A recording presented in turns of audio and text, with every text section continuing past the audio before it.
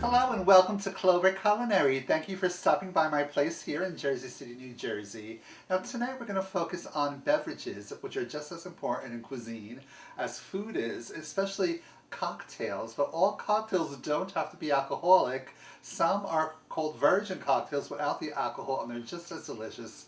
Or they also call them mocktails. Tonight's mocktail that I'm going to make is a Virgin Mary. It's a Bloody Mary without the vodka, and it is really delicious. They make a Bloody Mary mix in stores that you could buy and add vodka to, but we're going to make them with fresh ingredients. Those mixes really aren't good when you make them with fresh, delicious ingredients. It's a fun drink to make. It was first made at the St. Regis Hotel in New York City in the King Cole Room, and they named it after a monarch. And then the monarch they picked was Bloody Mary, and we're going to make a Virgin Mary. Now the Virgin Mary is not a religious drink. It's not named Mary, Mother of God. It's Mary Tudor, actually, Mary the First of England, who's known as Bloody Mary because she had a terrible reign because she tried to bring Catholicism back to England and it was a mess. But we're going to make a delicious Virgin Mary. It's the one that's a spicy, salty, very great drink that you can make. Now, a Bloody Mary or a Virgin Mary is made with basically tomato juice. Then we add a little bit of fresh lemon and lime juice. And it's spiced with hot sauce, Worcestershire sauce, and horseradish. And when you blend them together, it's a really delicious, savory drink. It's one of the few cocktails that's spicy and salty as well as satisfying.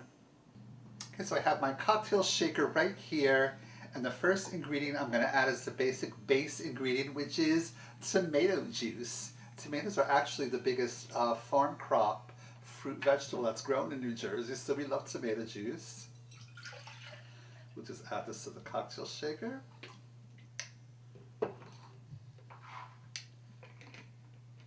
And the next thing I'll add is the lemon juice. Now I have fresh lemons to make fresh lemon juice. Here's our fresh, refreshing lemon juice. And I have my juicer right here, so I'll juice it right up.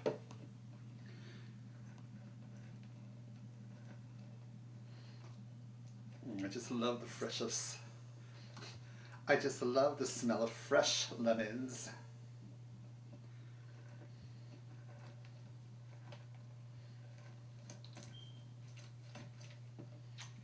And I'm also going to add a lime juice. Now, not everybody adds the lime juice, but I think the lime balances out the acid from the tomato juice and the lemon juice.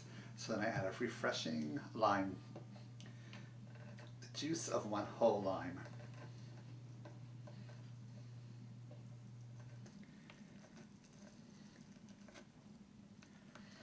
And get this nice, smooth lime juice. So I'll now add the lemon and the lime juice to our cocktail shaker.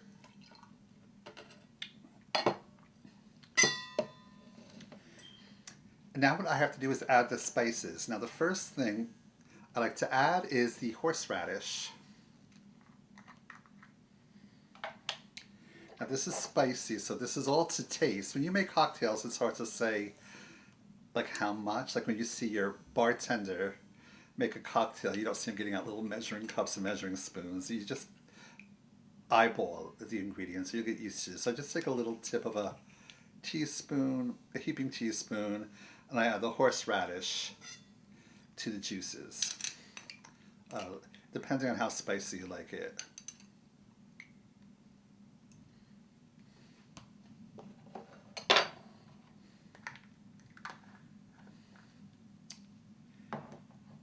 Then you add your sauces. This sauce is Worcestershire sauce. That's how you pronounce it. People don't know how to pronounce it, but it's pronounced Worcestershire, not Worcestershire. You know, like you don't pronounce the first R and you don't pronounce it Shire, like New Hampshire, not New Hampshire. It's an old English way. This is an old, it's a malt vinegar, fermented malt vinegar condiment. It's made in Worcestershire, England, and that's why they call it that, and it's really delicious. It goes great in Bloody Marys.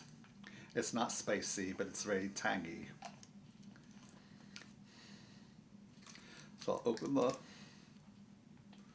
there we go. Just add a couple dashes. 1, 2, and 2 dashes. Let me add a third dash, because this tangy sauce will go balance out the spicy sauce. And of course the spicy sauce is Tabasco sauce. You just shake it up and I'll add a couple of dashes. Now if you don't know, some people don't like it really spicy, so you could, if you don't know how they like it, just add like 2 dashes in. And they could always add more.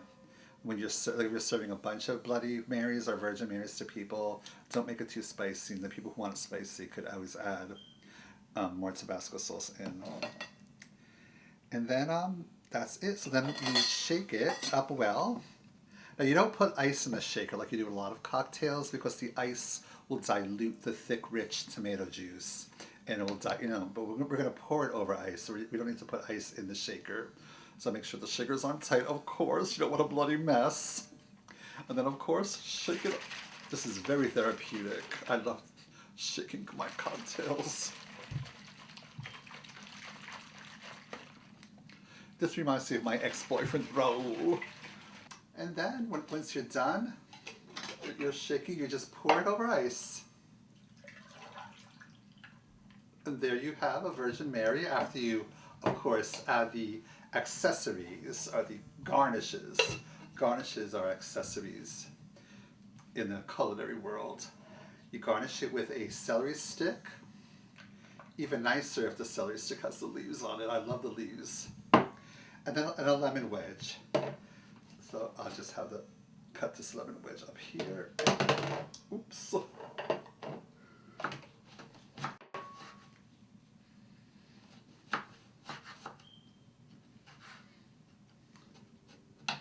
Take your lemon wedge, add that, and then of course my favorite garnish of all is the cocktail umbrella. It's not complete without your cocktail umbrella. We love cocktail umbrellas here. And here we have a delicious Virgin Mary. And if you need some alcohol, just add a shot of vodka to this and you'll have a Bloody Mary.